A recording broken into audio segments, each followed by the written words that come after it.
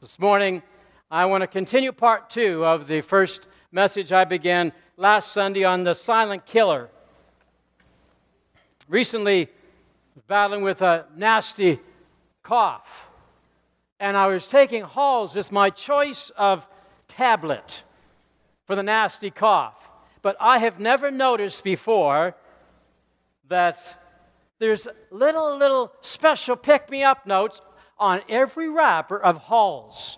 So I thought it deserved a bigger paper clip. So I found the biggest one I could find. Let me share them with you, because I know that you're here this morning, you've never ever read the wrapper. You just tear it off, and you take that tablet because you just want to get rid of that nasty cough. But notice what's on there. Impress yourself today. Don't waste a precious minute. That's one. I got 20 more. Get back in there, champ. They call me a champ. You survive tougher, and I have. Be unstoppable. Boy, I just love that one. That's a sermon topic. Keep your chin up. Makes you taller. March forward in May. Nothing you can't handle. Go for it. A little pep talk in every drop. Isn't that cute? A little pep talk in every drop. And then here's one I really like. Don't try harder, do harder. That's a new one. I've never ever heard that before. Nasty cough. Where's the medicine? Don't have any. Don't try harder, do harder. Oh, that's Tums. That's for a different problem. Sorry. Tums. So when my wife, she had the nagging cough too, I said, save every wrapper. I want to see if they're different. After that, they started repeating themselves. But little pick-me-ups. The Bible is a great, great book. In it we find many lines, many subjects that are pick-me-ups, pep lines.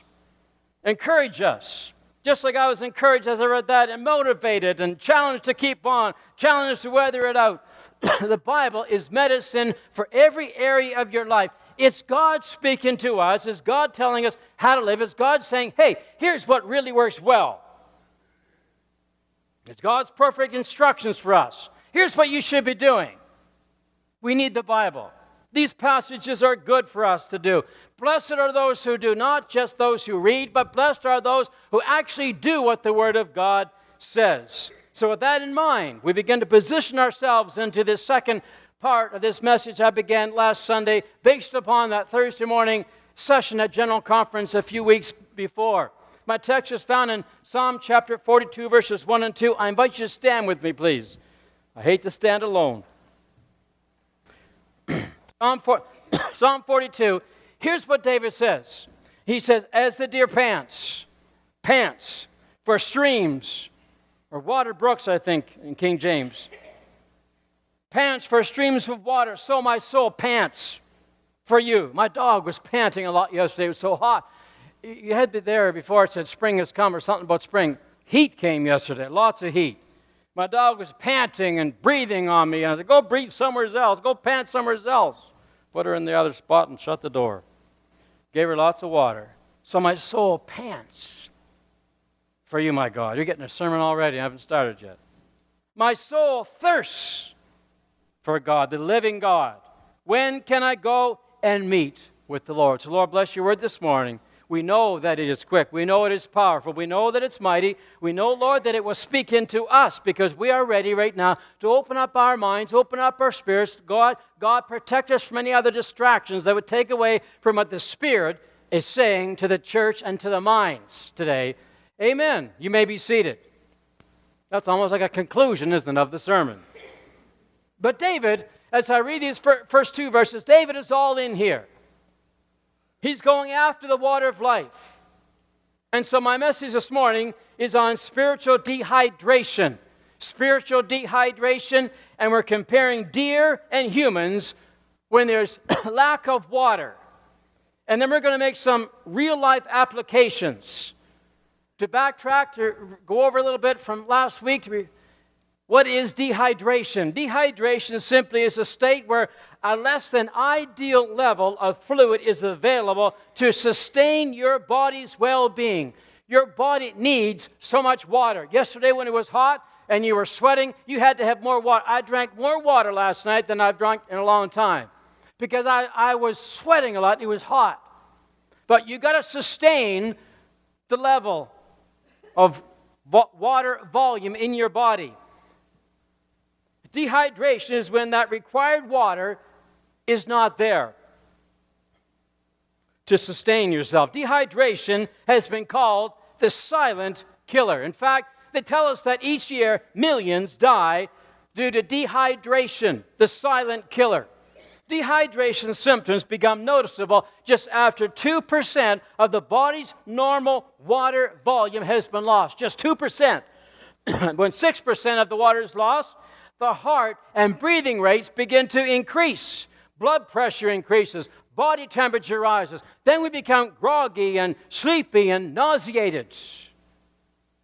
When 6% is lost, when 10% of water is lost, then it triggers muscle spasms. The skin begins to shrivel and sag. Vision becomes very blurred. We become delirious.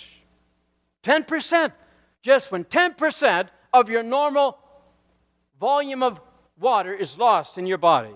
When water volume is greater than 15%, then they say it's fatal. And the person can actually die because of losing 15%. We would say this morning, wow, water is important. Water is vital. I must have a glass of water. Water is important to sustain life. And so David looks at that parched deer, and suddenly he gets the picture, he gets the idea, he gets spiritual out of this. He sees a natural illustration that brings a spiritual implication. He says, oh, am I ever thirsty for God? When can I meet with Him?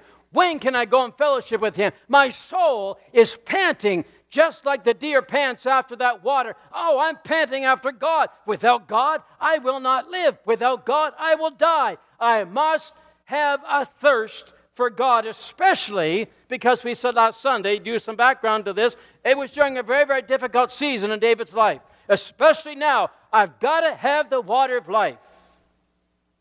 So how do we know? How do you and I know if we are spiritually dehydrating? I was talking with someone just a few before the service began. You know, life is life. Life does stuff to us. We get running, we get busy, we get doing these things, and we can dehydrate so easy. How do we know? What are some signs that would really tell us, hey, you're dehydrating. Hey, I'm saying hey a lot, aren't I? You need to have, that's what they say in Duck Dynasty, by the way. Hey, what are some signs that you're dehydrating? I want to share with you this morning 4 healthy skills, 4 healthy abilities that become lost when we become dehydrated, and the deer is going to be our illustration. I began last Sunday. First one was this, our ability, this is a good indication if this fits, that you are dehydrated. Number 1, our ability to see is lost. Vision, I'm going to call that vision skills. Our vision skills, they become impaired. Our sight is not as good as and bright as it used to be, not clear and crisp as it used to be. One of the first things to go when a deer becomes dehydrated is their vision, is their sight. And we become spiritually dehydrated, we lose sight.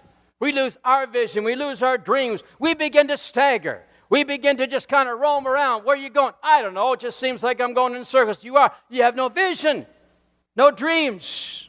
We become blinded by the tricks and tactics of the enemy. The enemy loves dehydrated people. He loves it when we're not drinking at the fountain. He attacks us. One of the first signs we lose sight. Number 2 today, our ability to run is lost. That marvelous ability that we have to run is lost. Our motion skills is lost if we're dehydrated. Living on an acreage, I've watched the movement of deer. And living on an acreage, I kind of have a love-hate relationship. Before moving up there, I thought, oh, it'd be so nice to see the deer in my yard. They're so cute. They're so miserable. They eat my trees. So I have kind of this love-hate. So when I share this message, it really is a difficult one for me. I want you to know. I'd rather talk about as the dog pants after water, after a mouse pants after, anything, but not deer. But let me get back to where I should be here. Nice deer. living on an acreage, I've watched deer all the time. I watched a deer was built. They're built to run, weren't they? Nothing runs like a deer. I think I've heard that someplace before, but I'm not sure where. A deer can be 4 feet tall or more. And I read last week they can weigh about 300 pounds, but they can run 60 kilometers an hour. That's fast, almost as fast as me. They can jump a fence that's as high as 10 feet. That's a high jumper. They're built to move. Oh, yes, they're built to move. They'll eat your trees, they'll eat your garden, and boom, they're gone. So fast. But when they're hydrated, they can perform. When they're hydrated, they can dart, they can leap, they can get their feet under them, they can move. But when dehydration sets in, motion skills become impaired. Motion skills get lost. They can't run, they can't walk, and here's what happens then. They become like sitting ducks. Inability to run, inability to walk. One of the greatest enemies of a deer is the mountain lion. And when the mountain lion sees a dehydrated deer that cannot run, what does it say? Ha ha, deer steak, make mine rare. I'll take it on just the way it is. He sees lunch. Oh, this Bible.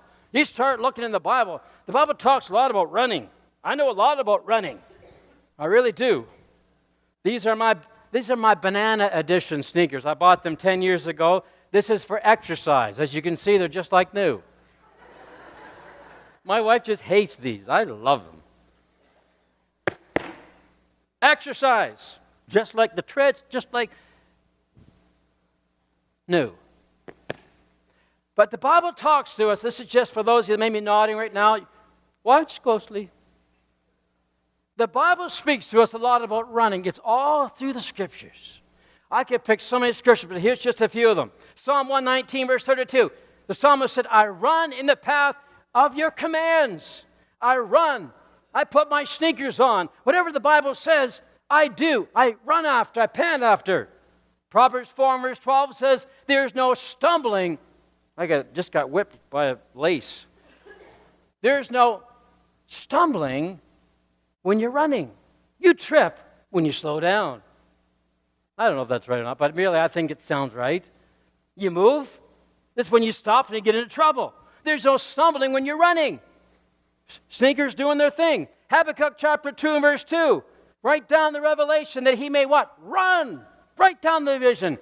Write down the dreams. Write down the goals. Write down what you have to do. Why? Because you're going to run. That reads that when I read all these things that God has in store, has in plan, I'm going to run for them. 1 Corinthians 9 and verse 24, Paul says these words. Run in such a way as to get the prize. Run. Because there's a prize in front of you. Run. Put your sneakers on. Run. Hebrews 12 verse 1 says, let us run with perseverance the race that is set before us. Don't stop when it's rough, but keep running. Run over obstacles. That's what the little thing, Pep Talk, said there on the little Tall's Cough Drops package. Run. Be unstoppable. Put your sneakers on. My hands are hot. There, it's over. 34.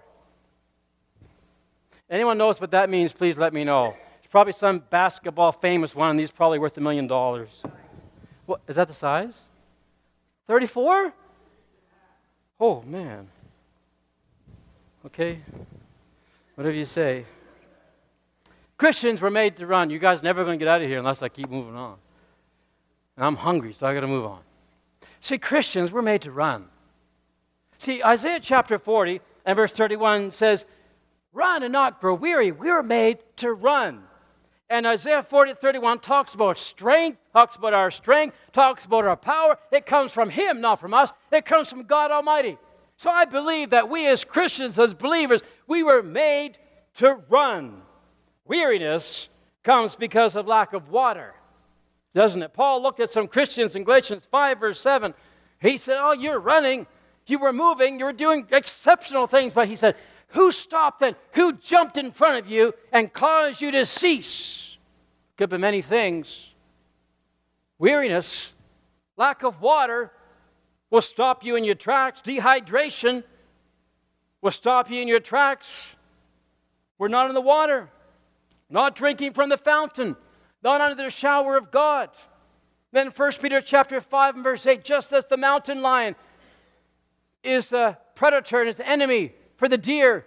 1 Peter chapter 5 verse 8 says, our greatest enemy is what? The lion. The lion. He's waiting to pounce on. When he sees a dehydrated Christian, he says pounce. He says chomp. He says, I'm going after lunch. They're not reading the Bible. They're not praying. They're not meditating upon God. They're not worshiping. They're not really in tune. And I see that, and he pounces. The greatest enemy for us is the lion. God calls us where? God calls us to go out into the deep. Oh, remember that he said that to Peter. In Luke chapter 5, actually verse 4, he said, Peter, launch out into the deep. Come on out into the deep. And so he goes out into the deep. He said, oh, that's going to be, come out for a big catch. You're not going to find a big catch hanging on to the shore. Miracle territory takes place out in the deep. He says, come on out. And so they go out there. You know, their little discussion there first about, well, I don't know, may not be no fish out there. Come on out. They go out and they start fishing. They get so much fish, so much that the boat is beginning to go down on the water. So Peter cries out, come on, I got some friends who are on the shore. Come on out. Come on out for a miracle. Come on out to get some fish. Come on out for lunch. They come on out and they fill their boats with fish. And the Bible says their boat almost sinks as well. Wow. Miracle territory is out in the deep. And Jesus calls us to come on out into the deep. That's really where it's all happening. The most dangerous place for a boat to be in the time of a storm is inshore. Don't they tell us that when storms are coming in? Go to your boat. Untie your boat from the shoreline and take it out into the deep. That is where the safest place is for a boat. Get in the water. Get in the stream. Thirst for God. God is saying, there's so much, it'll never run dry. There's enough for all of us. What a great ability. Number 3. When we become dehydrated, this is another great ability that we lose. Talk. This is our mouth skills. Our ability to talk is suddenly lost. Deer can communicate. I know they can. I hear them. Like I said, I live on an acreage. I watch deer. Vocalization is important one to another. One communication sound I hear all the time. I hear them. I know. I respond to it. I'm not a deer, and I respond to it. I'm in the yard, or I hear it, and I say, that's deer. I go over. Here's the sound they make. At least my deer do around my yard. And they're talking to each other. And so when I hear that, I go out and I enter in. Oh, that wasn't the wrong one. Just like that. I know it sounds, that's the sound they make. In fact, my dog, previous to the one I have now, would know that's a sound of deer. So when I do that in the garage, she starts barking and growling. Where's the deer? Where's the deer? Where's the deer? That's the sound they make. And when I do that, they're gone. They look at me and then they're gone. They're history. But I read that they snort. You see, when a deer is hydrated, they communicate very, very well. They whistle, they grunt, they wheeze, they rattle, they sniff. There's contact calls. I don't know what that means, but I read that somewhere this past week. This contact call, I guess something to do with one another. It's all normal when all is well. When there's lots of water and they're taking in, everything is good. And when we're hydrated, you know, our communication's so healthy, isn't it? You can always tell when someone's been drinking the fountain of life. When someone's been drinking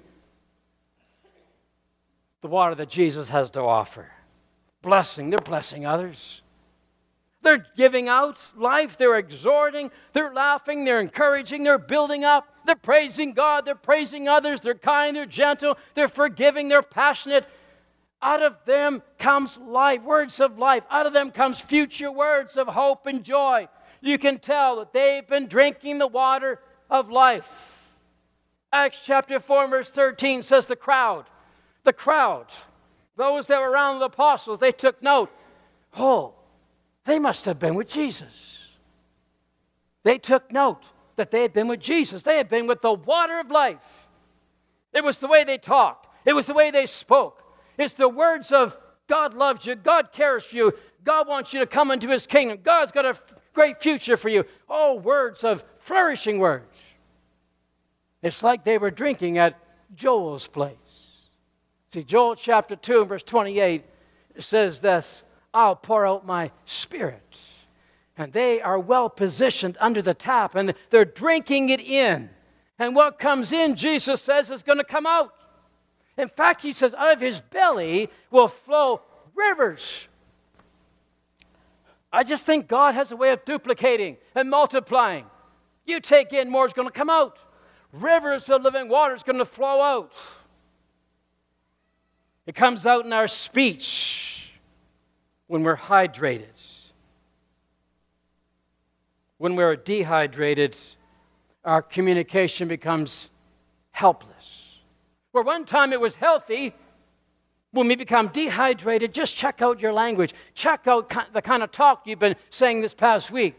It's a good indication if you're hydrated or dehydrated. When we're dehydrated, our communication is helpless. It's not healthy any longer. Researchers tell us that our mouth becomes very, very dry when we're dehydrated. It becomes impossible for saliva to be produced when you're dry, and then our tongue swells up. It's not a pretty picture. Lips become parched and cracked. It affects our speech. Our communication changes. What flows out now is foul and deathly. You see, when a deer is dehydrated, our conference speaker said their mouth becomes so dry that all they can do is scream. Scream for survival. I'm dying. There are no words of life coming out to bless others. I'm dying. I'm not going to survive. It's a bleeding, bawling, distressing sound, and it can be heard as far away as a half a mile. Somebody help me. Somebody help me. I'm dying. Oh, the cure is this. Get back to the water. The cure is find the water. The cure is put the cup to your lips and start drinking it in. Oh, you get the illustration, you get the picture of what happens to us as Christians when we're dehydrated. We have a way of doing that too. It just is a screaming, bleeding, terrible sound where we're just not going to survive. I know what it's like to talk to dehydrated people. The sounds are totally different. Sounds of death, sounds of giving up, sounds of defeat, sounds of sinking, sounds of no hope, sounds of termination. It's the silent killer. You can tell when someone's on the slippery slope and going down. They have not been drinking at Joel's place. They have not been drinking from the tap that Jesus has to offer, because it's going, and soon gone, unless they find where the water is and start drinking. And there's nothing that you and I can do for somebody else who is dehydrated. You can't drink for them. You have to just lead them and hope that they will take a drink themselves so they don't lose that ability to talk the way God wants us to talk. Mouth skills. The last one is this. Our ability to smell good is lost. Now I'm talking about attitude skills. Attitude skills. When we're hydrated, we have good attitudes. I can always tell when my wife has washed my work clothes. I brought one with me today. I can always tell when she's washed them, because when they're standing in the corner like this by themselves, it's a good indication that I've been wearing them too long. I haven't been washed long. Would you wash them? So she takes them, and I smell, they smell so nice, When you just breathe that in, right? You know what it smells like. Oh, what's that? A little bouncy. Sometimes when I pick up my work clothes, one of these will fall out by mistake. It sticks to the clothes. You know what it's like. It happens to you. Oh. She gave me a full fragrant one. Supposed to be a worn one. I'll have to quit preaching early this morning now. You can always tell. You know that smell. When I was growing up at home, my mother had a nice big clothesline. Out the back east, they still have them. You know, it goes like this. You put a big stick, you bring it down to your level at first, so when I'm hanging out clothes, I can reach, when I do all that. And I put them all out. Then you put a stick underneath, you put it up. And the wind, fresh wind, just blows and dries those clothes. My mother would bring my clothes off the line. Oh, they smelled so nice and fresh. That's like a good attitude. Nice, smells wonderful. What a lovely, pleasing smell. Paul said this, Philippians 4, verse 18. He said, hey, I received your, there it is again, hey, sorry. I received your gifts. And he said this, what a fragrant offering. Yeah, he said. I think he said after Herodias brought it over. Oh, he was saying, you smell so nice. It had a nice fragrance to you. It said, you have a good attitude. And then he said this, God will meet your needs because you've met mine. Paul was saying, oh, it's a fragrant offering. Smells good. Hydrated Christians, I just want you to know they smell nice, don't they? Paul said in 2 Corinthians 2, verse 15, that we are to God the pleasing aroma of Christ to those in the world. We're to give off a sweet aroma. Our attitudes are supposed to be different. Our attitudes are supposed to be on display for people to look at us and say, well, I know they've been with Jesus. I can tell by their attitude what he emits. When we are hydrated and when we are drinking from the fountain of life, what he emits from us is precious perfume. People smell us and we smell wonderful. Our attitude is sweet to the smell. Why? Maybe it's because our tree is planted by the streams of living water, just as Psalm chapter 1, verse 4 says, planted by the streams of water and producing fruit as a result. Our leaves do not wither. What does that mean? Well, I think it could be dry. It could be a dry season. It could be a difficult circumstance. It could be a painful time we've gone through.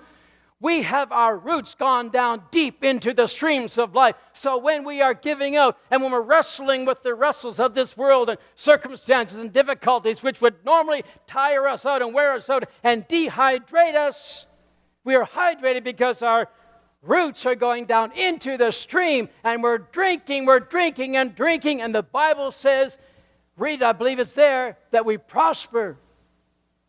We prosper. You've met people and I've met people that have gone through the ringer, but their attitude is so sweet. I've gone to the hospital to visit people, and what happens is they end up encouraging me, and I've gone to encourage them. Why? Must be what they're drinking. H2O, that is. Water. Drinking what Jesus has to offer.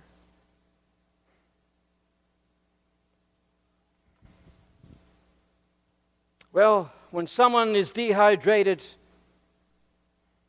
the sweet attitude becomes stinky.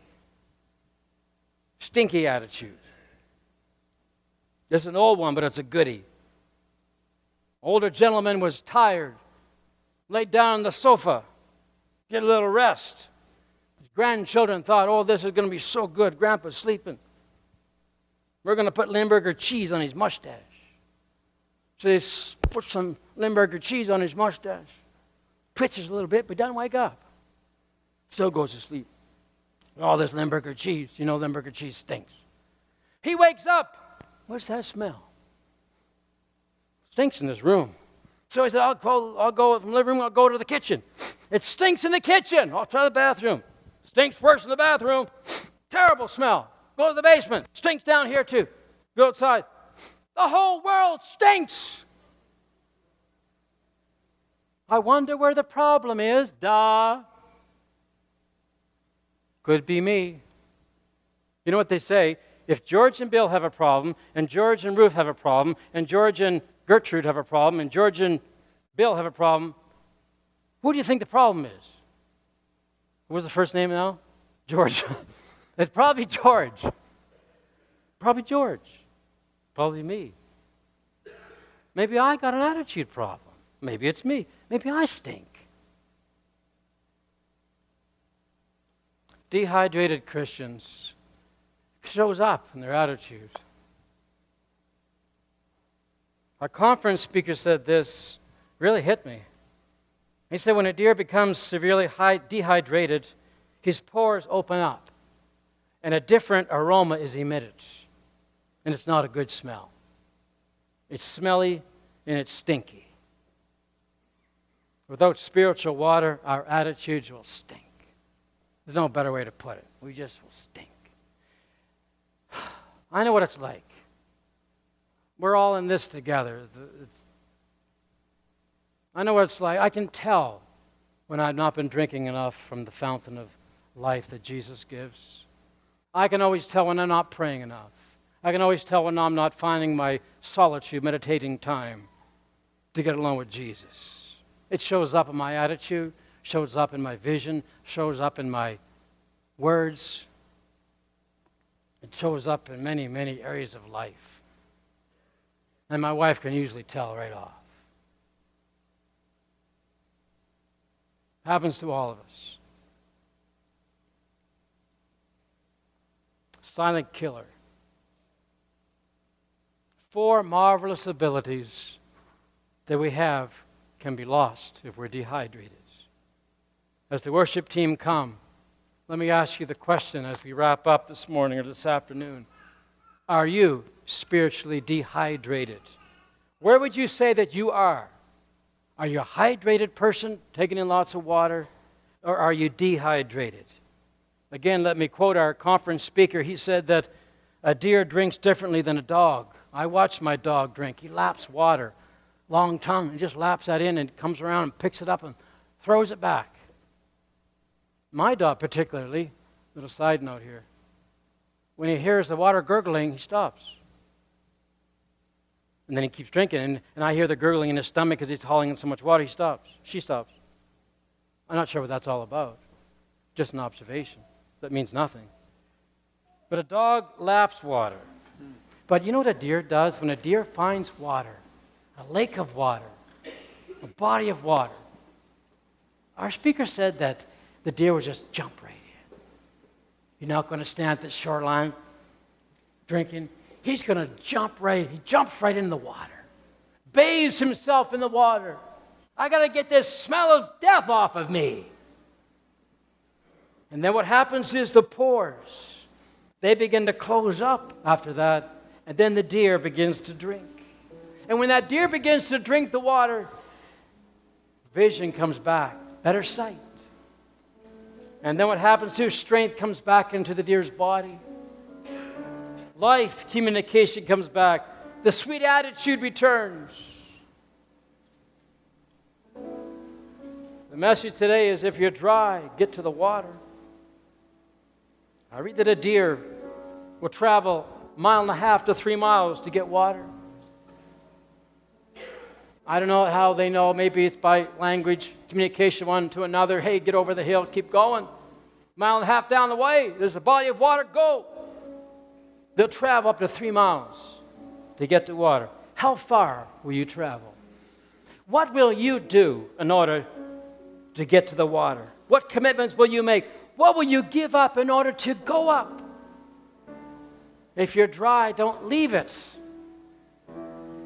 Do something about it.